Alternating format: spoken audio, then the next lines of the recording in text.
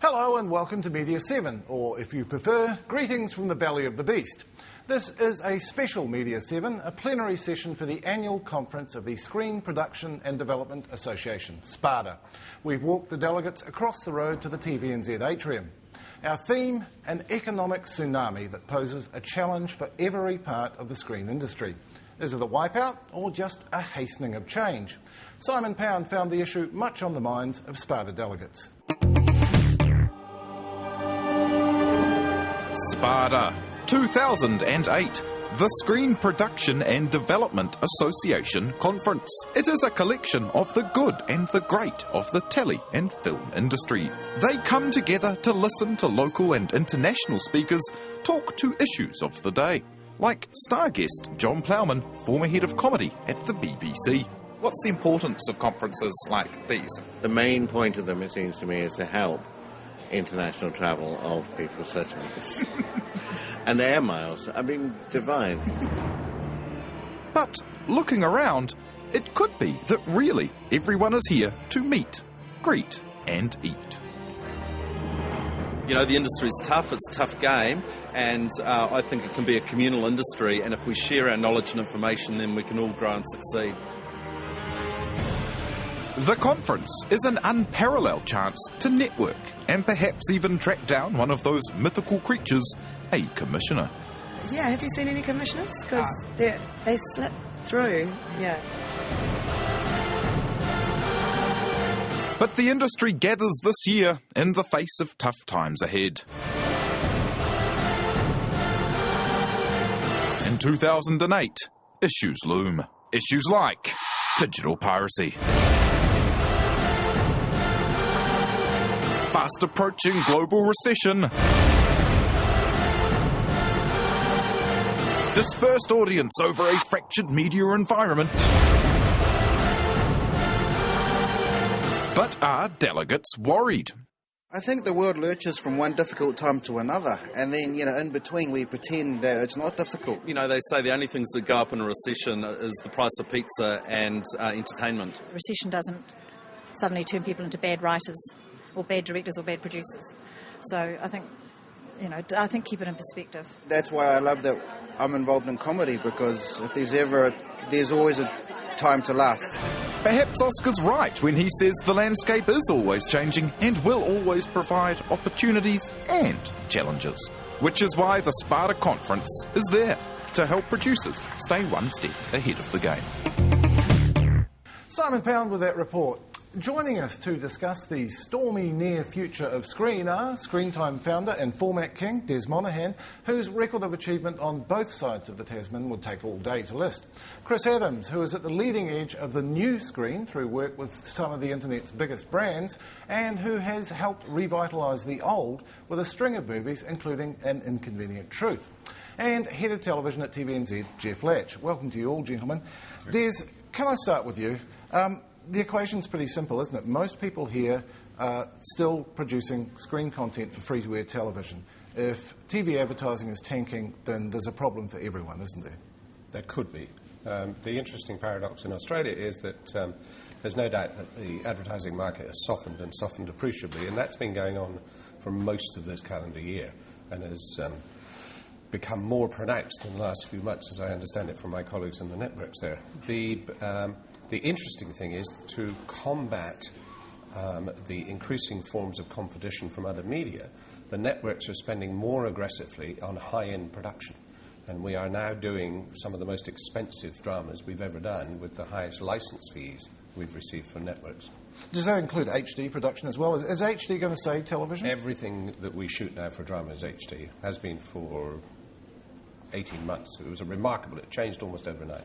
So everything has to be in HD now, both for the domestic... Who's receiving it, though? In Australia, what's the penetration of HD-capable television?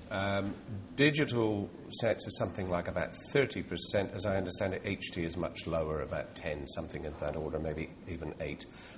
But changing very rapidly, or at least was changing rapidly until we developed this industry of talking ourselves into a depression.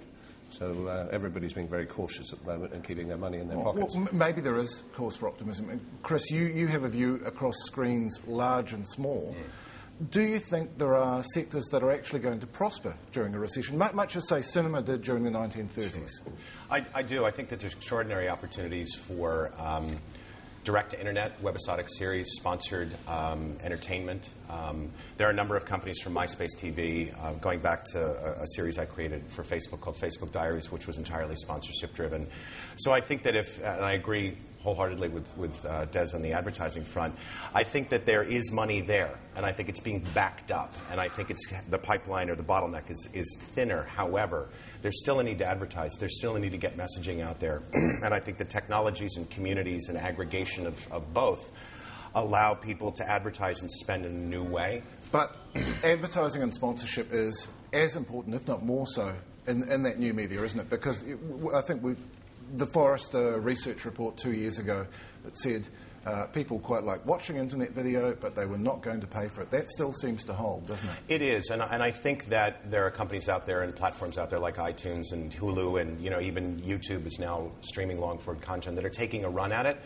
But I think at the end of the day, what you're seeing mostly is pre-roll, and you're seeing banners and towers around content. And you're also seeing a lot more sponsored content. I mean, Red Bull and lifestyle brands like that are doing extraordinary well in creating content for certain demographics with certain themes that they can really wrap their brand around in a way that's not completely obnoxious and right up front. They're being more subtle. Yeah. Well, actually, in the second part of the show, we'll take a look at a really interesting initiative along those lines.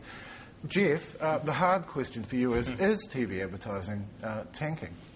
Well, it's not tanking, but I think if you look over the year, what you've seen, you normally see fringe media start to get hurt in more challenging times first, and I think that's what we've seen so far this year. So if you look at magazines and if you look at outdoor, I think they've really started to suffer this year. For us, it's hard to judge yet in this, because we've got an election. Obviously, we've had one in this quarter. So we're starting to see, we think, a little bit of weakness in terms of television advertising, but nothing like the scene, I think, in the Australian market yet. And that would be typical as well, because the New Zealand market doesn't tend to fluctuate. We don't get the big ups and the big downs that you tend to get in the Australian and a lot of international marketplaces. We tend to be more steady as she comes. But you'll know as well as anyone that it's been a competitive environment for program acquisition here in the past 2-3 years especially. Yes. Is it the case that not just TVNZ but everyone, TV3 and even Sky, are locked into long-term supply contracts that may be difficult to support if revenue does slump? Well, it's certainly true that we're locked into long-term supply contracts, there's no doubt. But I think what's interesting in the conversations we've had over the last couple of months, there's been some downward movement in terms of some of the prices for international product for the New Zealand market. So I think people are starting to recognise internationally that times are getting a bit tough. What does all this mean for local producers? Are they looking at the pot for them being smaller? Well, I think what it means for local producers and I think the local broadcasting industry is that we really need to work together. And I think that would be the number one thing for us, and that's speaking on behalf of all the broadcasters. So we're looking at more a situation of common cause rather than the highly competitive environment Absolutely. that we've seen. Absolutely. Des, is the kind of television that's made going to change? In general terms, I don't think so. I think that at the end of the day, the audience, the greater part of the audience, wants programmes, whether they be scripted or non-scripted, made by professionals. Now, how those programmes are delivered to that audience will obviously change and is changing extraordinarily quickly. And the challenge for people such as myself is to find ways of funding that programme, because as the audience share for each form of delivery system diminishes, their capacity to pay also diminishes. So we need to aggregate a number of commissioning agencies, and some of those things are already impacting on us and becoming, and so the matrix of funding for a particular show is becoming increasingly complex and increasingly challenging. And I just want to endorse what Jeff said. We have found over the last year or so in Australia that there's a much more open-mindedness at the networks now about working with us and we with them of putting these complex puzzles together. Yeah, for example, I mean, both of you would have a view on this, I presume, the increased speed with which flagship American series turn up on the screen here. Yeah, absolutely. Which do you think that's been driven by the fact that people can, if they want to, go and download those series? Because we're seeing things like Heroes and Bones turn up within weeks rather than months of their US screening. It depends on the series, I think. the research we've done shows that for some programs there's a very small lead time and people are more likely to try and find a show on the web. But there are for others that's not such a big issue. And so it's really horses for courses. Does the production sector have to look at doing things cheaper?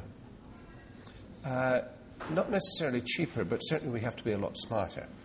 We have to be a lot smarter as to working through exactly what it is we're trying to deliver in a particular program. We have to be a lot smarter in finding funding. We have to be a lot smarter in identifying which is the best delivery system for the particular program. So we have to cover a far greater range of options and tailor our programs for the particular options. We'll look at an interesting use of a new delivery system after the break. We do have to take a break now, but when we come back, we'll look at one big content brand's move in the age of the unlimited copy.